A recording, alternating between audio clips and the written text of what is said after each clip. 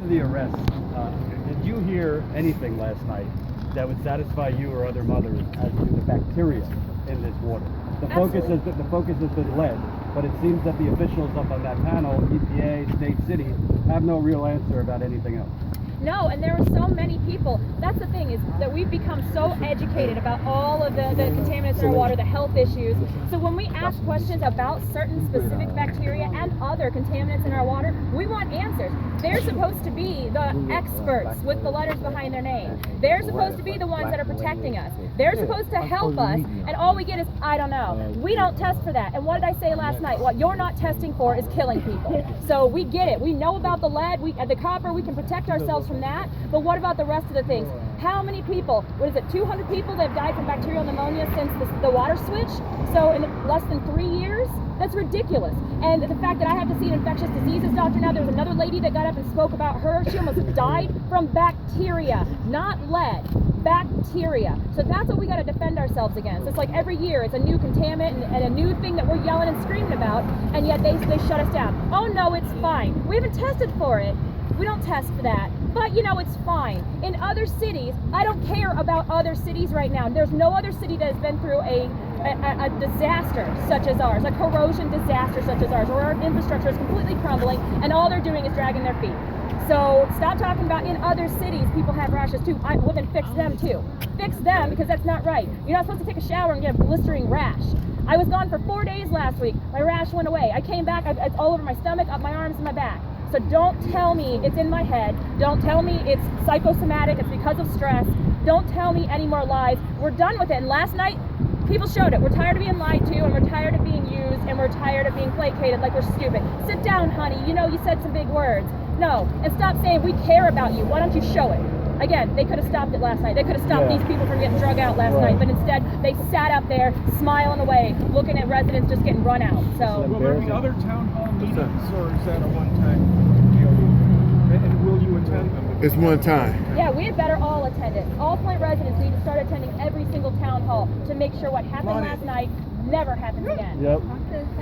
There's 100,000 people or a little less. That's the last time. We need everybody. They ain't having everybody no more at any meeting that ever happens. We need to be there. We need to stand up and say, no, you're wrong, and you can't arrest us all. Do you have anything to say to the sheriff or the police officers who were driving people off? There was no reason to use that kind of force. You're in a church. If we're supposed to take off hats and not swear, you know, if we're supposed to behave, why aren't you? What I saw last night when Leah got drug off right next to me, that was uncalled for, and it was brutal, and it was violent, and she's in pain right now. And she's disabled. You know? No, you don't do that. You don't tackle a woman from the back who is disabled.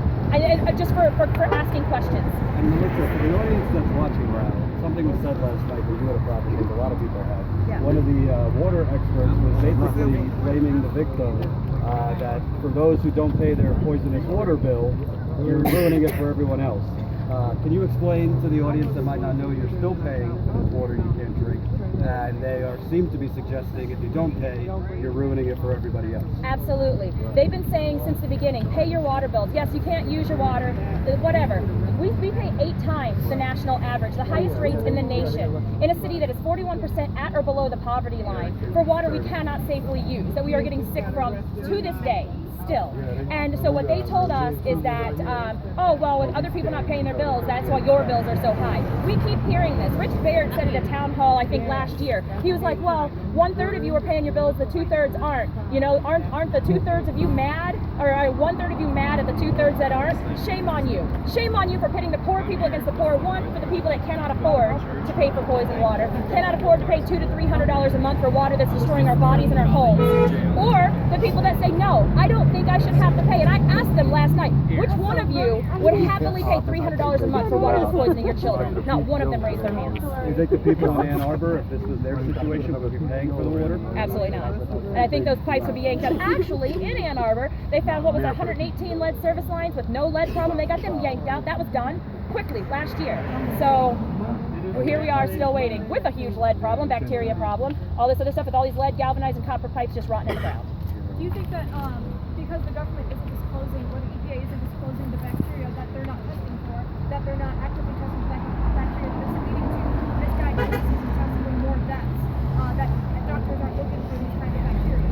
Oh, absolutely. The only reason I knew about my bacteria in my water, my bacterial infection, is because I had my water tested by Scott Smith, and he found 2 pathogens in my water. I was able to take it to my doctor when I had an upper respiratory infection I thought was no big deal, and he said, oh no, and sent me to the infectious diseases doctor. So it's on my record, the bacteria that's in my water and in my lungs. So without that information, how are we supposed to get treated properly? How many people were diagnosed with bacteria when in fact it was Legionnaires? We'll never know because they weren't testing and they didn't let the doctors know and they didn't let the residents know, so they couldn't protect themselves. I had a lung bad storm. I just had heart surgery. The lady's in a wheelchair. She's sitting there holding the pain right now. There's nothing I can do about it. We're testing her now. Now, I'm stuck on that thing. Today I almost ran over something else. I got a phone call and they bad for no reason. I have really issues. I have lung problems. I'm on oxygen. I'm hooked on oxygen now. I'm at home. I can't even take care of my own. Not my broken, but I have friends, thank God. And that's what's going on now. You know, there's people here, they arrested them, and they're saying about the head thing. I agree. I mean, we go do a city council meeting at a church. That is no longer a church at that time. There's a building of people that are standing up for the rights, and they got 8,000 of them are all my friends. I stand strong, I stand firm. And we're not going nowhere. I just had our church last week, and I'm still down there. So I'll go. Hey, come on. Come on. Come on. So, ready to do some I got one more question. For the audience watching, there's been a protest camp that's started recently. Can you tell the audience what that is and where it is? So, Camp Promise of Flint is awesome. It's extremely positive and extremely awesome. It is in Kersley Park on the east side of Flint, and we want everyone from around the country, the world, to come out. It is a positive place for healing and for support. So we have people coming in that are supporting all of our demands, which is to not pay for poison, get these pipes done, and to make sure that there is a private investigation, not one that's funded by the people that actually did it, and for justice for Flint, for overall justice for Flint. So we have awesome people that are helping us take care of ourselves because no one else will. So we have to do it, and we have amazing people coming in from the outside that are standing with us. It's a peaceful, wonderful camp. Bring your tents. The park is huge and open and beautiful. It's a public park. Come out, have some good food, have some amazing conversations, and actually hear what the Flint residents are going through, and come be a part of a huge movement. We need this, because if we don't get fixed, and if we don't get help, this is going to happen to you too, and you'll get swept under the rug as well. So please come stand with us, because when it comes time to hit you, we'll stand with you too. And for the New York Times, CNN, and the rest of the gang that apparently President Trump hasn't tweeted it, it's not news. Would you like them to see? Would you like to see them actually paying attention to what's going on here? Yeah, I think it would be great for the mainstream media out there to actually, I don't know, talk about something besides what Trump's doing or what Trump ate for dinner or whatever.